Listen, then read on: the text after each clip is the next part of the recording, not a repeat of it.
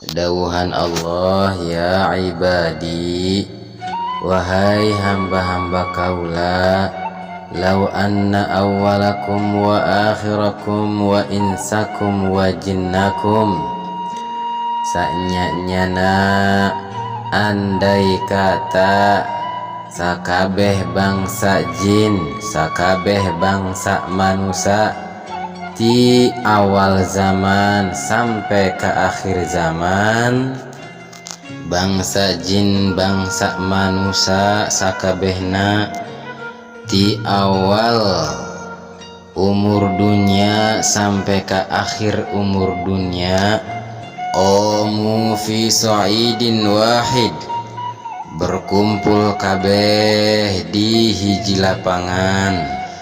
teu bayang aya sabaraha miliarna, tasanya nyana andai kata kabeh eta, fasa'aluni fa'ataitu kullu wahidin mas'alatahu. Terus seluruh jin jeung manusia di awal sampai ke akhir zaman kabeh menta ka kaula, terus ku kaula dikobul dipenuhi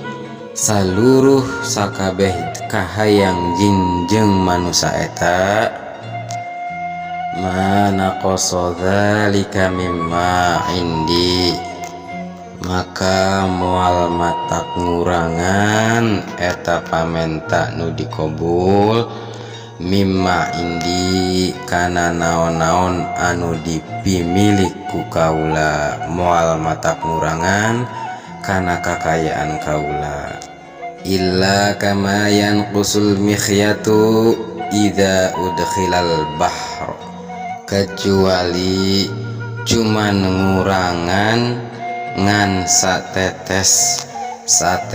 cai anu ngecelak tina jarum anu dianclugkeun terus diangkat tina lautan. Berarti maha kayana Allah, maha sugihna Allah, lantaran andai kata seluruh kahayang jalma, seluruh kahayang jin di awal sampai ke akhir zaman kahayangna ku Allah dipenuhi kabeh, eta moal matak ngurangan kana kakayaan Allah, kecuali ngan ngurang saukur sakecelak seperti kecelakna anu murag tina jarum anu tas dianclugkeun kana sagara. Berarti maha kayana Allah anu teu aya tandingana, lantaran ku sagala pamenta na seluruh alam semesta oge teu matak ngurangan kana kakayaan Allah, ngurangan ge cuman ngan sakecelak jarum, sakecelak cai jarum anu murag.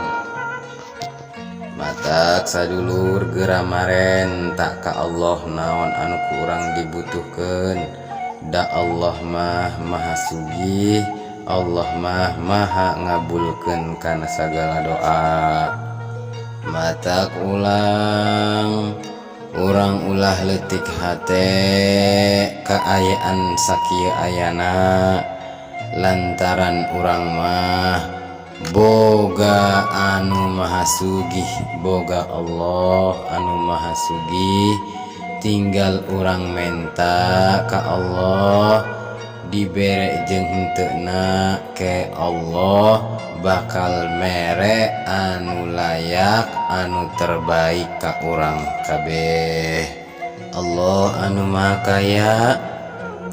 ngatur urusan rizki sakabeh makhluk,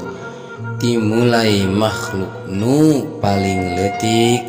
datang ke makhluk nu paling gede, eta Allah anu ngurusanana. Maha kawasa Allah anu henteu riweuh sok sanajan urusan rezeki makhluk nu sakitu jutaan miliarana bisa tertata ti makhluk nu sampai nu leutik nepi ka makhluk nu